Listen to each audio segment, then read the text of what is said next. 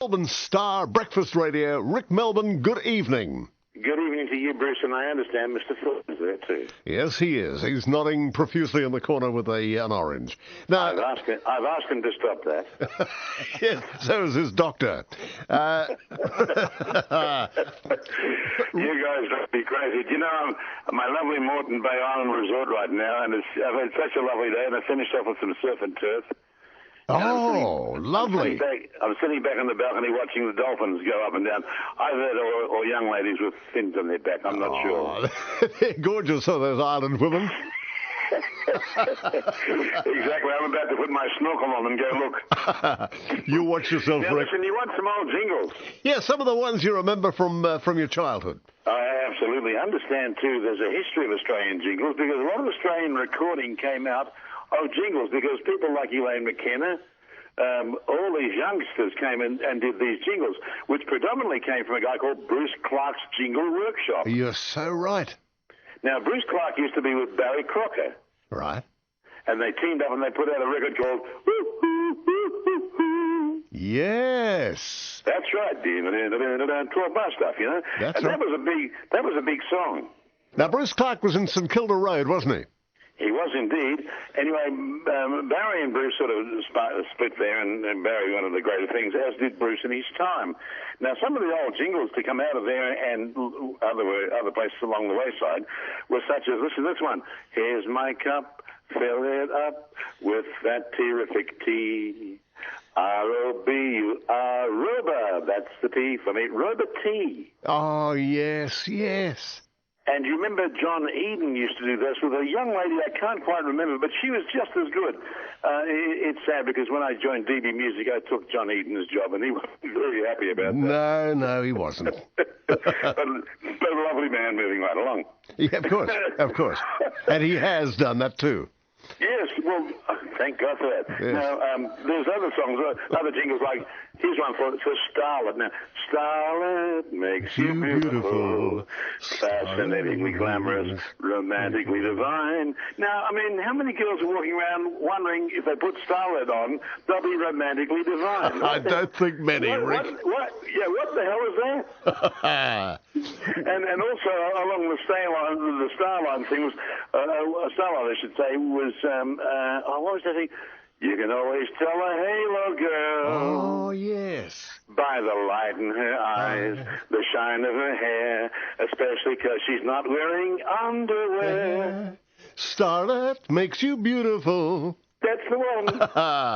What about the girl? What about the girl on the Princess Bridge Line train, sitting next to a girl very much like her, and her eyes are darting at her ear? Which twin has the Tony? Tony, exactly. You see, I had two sisters, and they went through the Starlet thing and the halo, and I was the only boy in the family, so thankfully I don't wear dresses. No, but you did have the odd makeup on at DB, I heard. I've asked you not to mention that. Oh, I'm so sorry. Now, also, what about the voiceovers about Bex? Oh, yes. Headache, pain, take Bex, for sure. And they all spelled it out. Dr. Mackenzie's Menthoids, MENTHOIDS. That's right. And then take Bex, BEX, for sure. Going broke at the TAB, take Bex, BEX.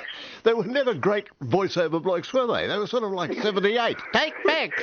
Yeah, I think the man from Bex was actually the little Ron Blaskett doll where he used to tap at LP Alexander's. Oh, yes, of course it could have been too. And what was that? Yes, so be sure to shop at LP Alexander's shop, where the little man taps on the window. Exactly. And what about Coles, from the north to the south? Yes, and the Coles $3,000 question with Warren Strong. Yeah, how do you do, ladies and gentlemen? yes, and of course, like, they'd miss out and they'd go, the guy's locked out, and they say, Look, here's a fan, good day to you. So it would go on. Of course, there's other things too, like, not only Bex, but of course there was Vincent's. Oh. And I realised just how many people took the paracetamol Vincent's. When I was a young boy, I was working for Baring Service Company as a technical writer, and my boss, H.W. Duke, isn't that a great name? Wonderful. He said, "Oh, this will be yours one day, boy." I don't think so. And the first thing he'd do when he walked into his office would go to his because in those days they had a brown built cabinet in the corner, and he'd open up the brown and take out a glass of stagnant water, mix it in with the Vincent, sit down and go, "Oh, I'm ready for it now." So of course, you know, the Vincent powders and tablets and all that stuff. When I did Roy Orbison, he was telling me, he said, "Hello, you know, Rick, and I'm my best impersonator, the late and great. He said, you know, Rick, I'm really glad about my latest jingle." I said, "Oh, you've done a jingle, Roy?" He said, "Yeah, it's for Coca Cola. It's things go better. Coca Cola, things go better." And it was a really big production, and it sounded great. I remember that. It was the original Coca Cola commercial. Absolutely. So there were the Coke singles. And, of course, speaking of voiceover, do you remember a guy called Bill Axfield? Oh, wonderful. Wonderful. What a funny man. And together, of course, with Jackie Clancy when they did their show on 3DB. Yes, and you said, yes, of course. Yeah, absolutely. You said, I should say, forgive me, I've got DB family implanted here. With John Eden. Yes, of course. But of course, you can edit this out if you want to, but this is 2014. Of course, the whole sort of Aki and Jackie thing fell apart when Jackie said, "I went out to a lovely party last night," and Bill, in his big bowler's voice, said, "Oh yes, where did you go to?" He said, I went to the balls. I fell in the pool and I was pulled out by the balls. Mr. and Mrs. Baller, lovely people." That's right. No, we won't cut that out because of the word. It's just a bad accent. And thanks for that. I noticed Phil being very quiet there.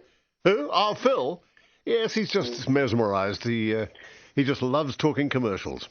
I understand. Well, speaking of talking, of course, there was Brew Cream, a little dabble, do you? Oh, yes. But, you know, the opposition to Brew Cream was a thing called Californian Poppy. Oh, yes, and Straight Eight. Straight Eight, of course, but the aroma of Californian Poppy was so bad. A good friend of mine used to put it on his hair every day, and we'd go to school in the school bus, and I'd say, "Look, would you mind going to the back of the bus?" and, of course, all the people from the back of the bus would move forward, you see. That's right. A friend of mine thought it was sump oil.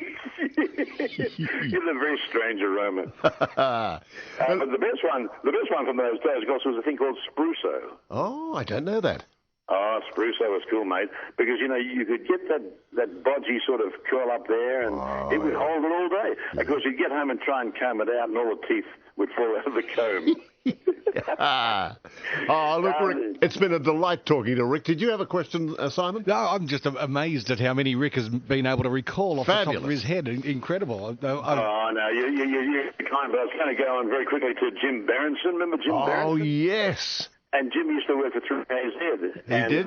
He lost his job there, and Lee Murray, my mentor, said, "You better go back, son, and ask Mr. Hale, or whoever was in charge, ask for your job back." And Jim said, "No, I'm going to go and do some freelance voiceover. I wouldn't advise this boy." And, of course, Jim did. He made a fortune. As did people like Goldsby, Kevin Goldsby. Oh, yes, what a funny man. He did some stuff when I went to 2AW for me, and he's really terrific. Lovely professional man. But then there's another guy called Rolly Barley. Oh, yes. Now, be honest with me now. If you had a child, would you call him Rolly Barley? No, I wouldn't. I wouldn't. Exactly. And, of course... I'd call him Barley Belly. Yeah, that's much better, Bruce. You still haven't improved, but never mind. Oh, Rick, please. Remember those 3AK days, Wednesday nights? Oh, my God. Oh. And, you know, I mean, I understand that Mel Gavin, that in itself is funny. He has a Facebook page, and I did write, "How dare you put your face on Facebook?" There it is, but never mind.